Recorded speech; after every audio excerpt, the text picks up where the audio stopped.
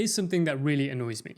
There's this idea that in order to have a successful career in finance, you have to graduate from a top school, something like Harvard or Wharton, and that you have to have friends and family in high places so that you can give them a call and they'll give you an offer. And otherwise, that you have to be a financial genius.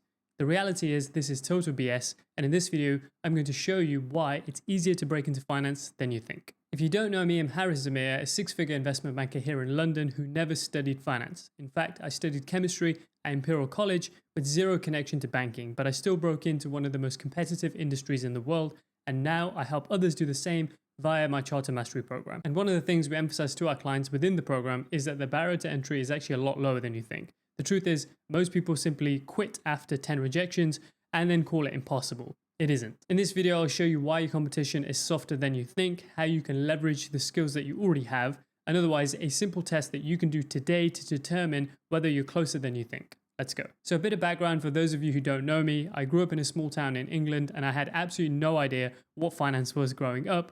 And the reality was that I had no family connections, no people to inform me. So even once I got into university, I still didn't really know what finance or banking was, whilst other people were prepping for the journey, applying for internships and landing internships. So ultimately, I never actually ended up doing one. I graduated, and after that, of course, it was much harder to break in. So that does preclude you from working in a bulge bracket bank. So when I say bulge bracket, I mean your large top American banks. So think JP, Goldman, Morgan Stanley, etc. So my chances of working at those banks were basically zero because I didn't have an internship. However, I did realize that the finance universe is much bigger than you think. There are so many other banks, literally dozens of other banks. Then you have asset management, you have corporate finance, you have professional services. So think about your big four, PwC, EY, etc. And although these aren't necessarily pure play finance, there are sort of adjacent roles and you can use them to springboard into finance, and I'll talk about this more later. So I realized the first thing I actually needed to do was learn about these roles, to actually upskill, to speak to people and essentially position myself better, and then identify the skill gaps, address those, and then be resilient because inevitably there were going to be loads of rejections. And again, I'll talk more about this a bit later. And eventually when I did break into high-paying investment banking, it wasn't because I had a finance degree or I was a mathematical genius or I had connections that I could just call and that would give me an offer. It was ultimately because I had to reshape my mindset completely. So let's start by looking at the limiting beliefs that were holding me back and are often holding others back too. And the first one, which I've alluded to a couple of times now, is that you actually don't need to have a finance degree. Literally a common conversation that I have with people is, what did you study at university? And I tell them I did chemistry and then I didn't really enjoy it, or I enjoyed aspects of it, but not all of it. And then they're like, okay, what do you do now? And I was like, okay, I work in finance. And they're like, what the hell? How did you move from chemistry to finance? And the truth is, bankers and most industries in general, to be completely honest, don't really care what you study. That's because almost everything you do in your job will actually be taught on the desk, and employers know this, and therefore they don't expect you to know everything up front. What they're really looking for is whether you're teachable, committed, and likable, and you can demonstrate all of these characteristics. Now, of course, you do need a baseline level of financial knowledge for the interview itself, but you can learn this in multiple ways. So for example, CFA level 1, and that's a common route people take, and it's something we often recommend to career switchers at Charter Mastery. And otherwise, there's tons of online courses you can take that can prepare you for the technical aspect of interviews. The idea that you need to have a finance degree is wrong. All degrees have their own merits. It's just up to you to articulate. So if you did a STEM degree, so science, technology, engineering, and mathematics, you're already in a great position because you likely have a bunch of transferable skills that bankers are looking for. So think analytical skills, problem solving, research, etc. If you did a humanities subject, you'll have other transferable skills. So for example, great verbal and written communication, you can do presentations,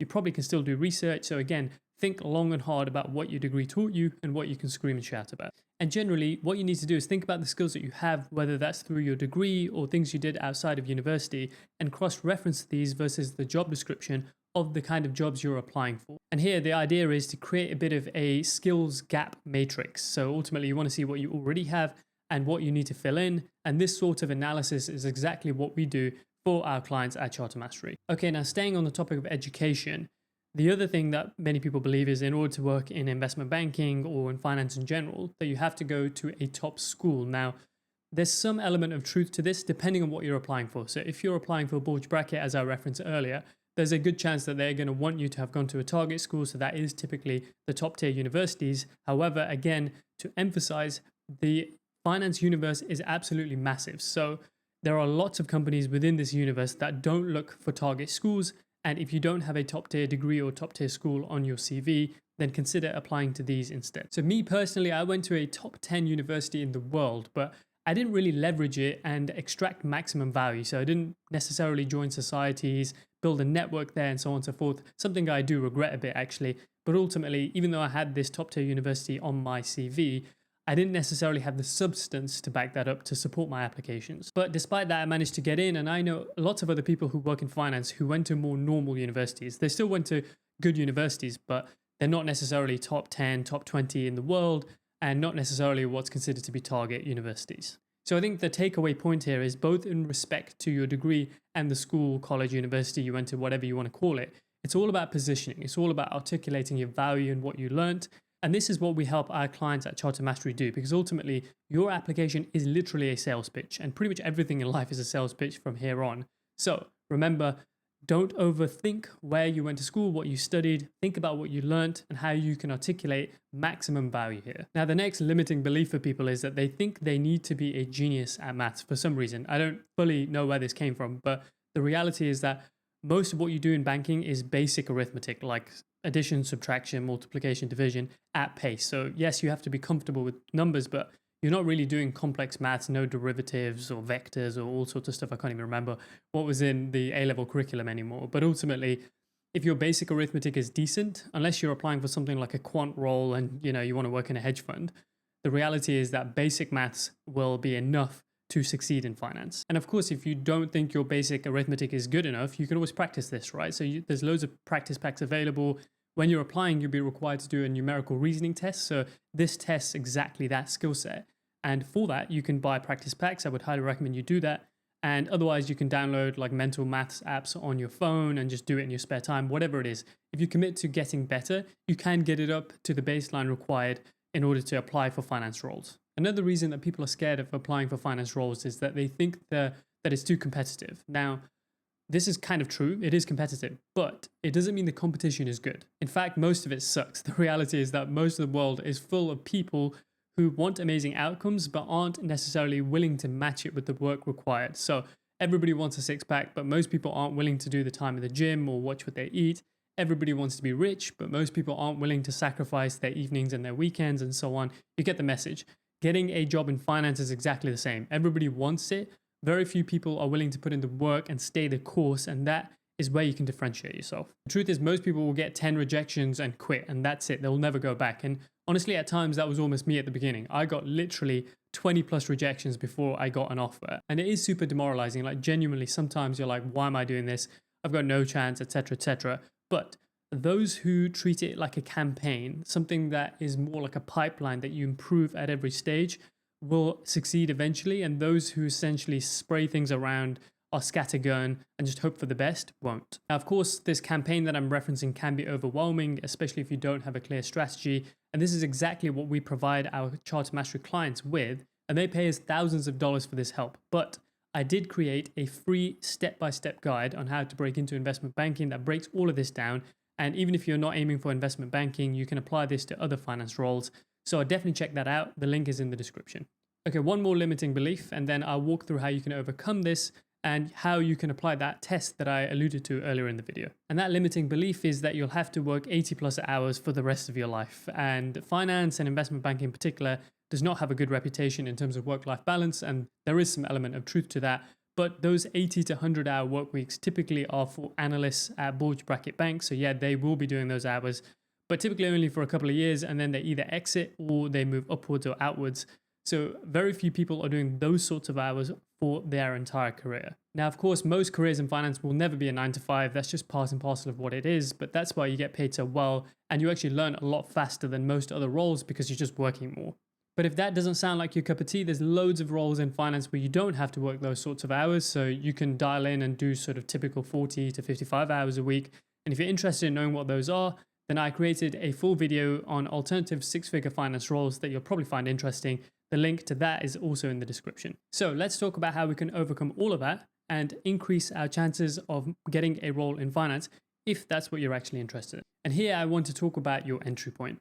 If you get this wrong, you can waste years applying, but if you get this right, it will make getting into finance much easier. And here, let's start thinking in terms of lanes. Now, I already mentioned earlier in the video that finance is vast.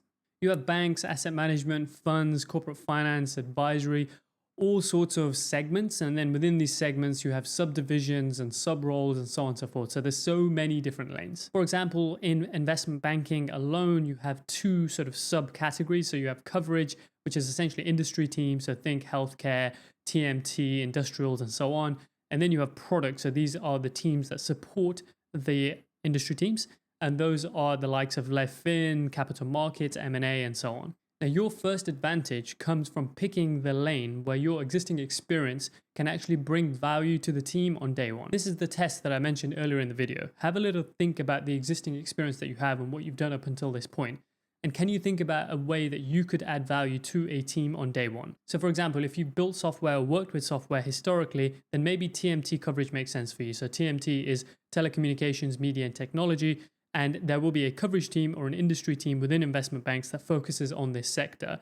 So if you have a good understanding of product roadmaps and moats and etc., you could make an argument that you can bring value to that team on day one. And if you have a scientific background, maybe healthcare coverage makes sense for you because you understand products and clinical trials, and you can translate this into numbers and think about whether a business is solid based on your understanding of the space. If you can find one of these kind of lanes where you can add value on day one, you're already off to a great start. And whichever lane you do pick, it's about framing your skill set. So you want to translate your experience and skills to date into the language of finance. So for example, say you're applying to FP&A or financial planning and analysis. Here you'll be telling the story of the performance of the business in numbers to the people running it. So it's an internally presented story. And say you have a background in accounting. You already understand processes, you already understand financial close cycles, so quarterly, annual, etc. So this positions you quite well to work in FP&A. So you want to translate that experience and articulate your value. Otherwise, if you worked in engineering or ops, you already think in terms of systems and efficiency. And again, you can translate this and apply it to FP&A. If you can get this process of translation right, you will already cut through so much of the noise and you'll now be playing a game that you can actually win. This sort of career orientation and positioning is exactly what we help our clients at CM with. We take the guesswork out of the process and make sure you're applying for the right roles. So I want to conclude by saying that applying for finance can feel like a risk, especially if you have these limiting beliefs. But if you can overcome these limiting beliefs and sharpen your positioning, you increase your chances of successfully landing a role in finance. And generally, the risk is well worth taking. There are very few careers that teach you the sorts of skills that finance does and put you in front of clients and let you earn as much as you can in finance. So if you want to work in finance, it's time to get cracking because the earlier you start, the better. Now, if you want to learn more about careers in finance, go ahead and subscribe to the channel and watch the next video. I'll see you there.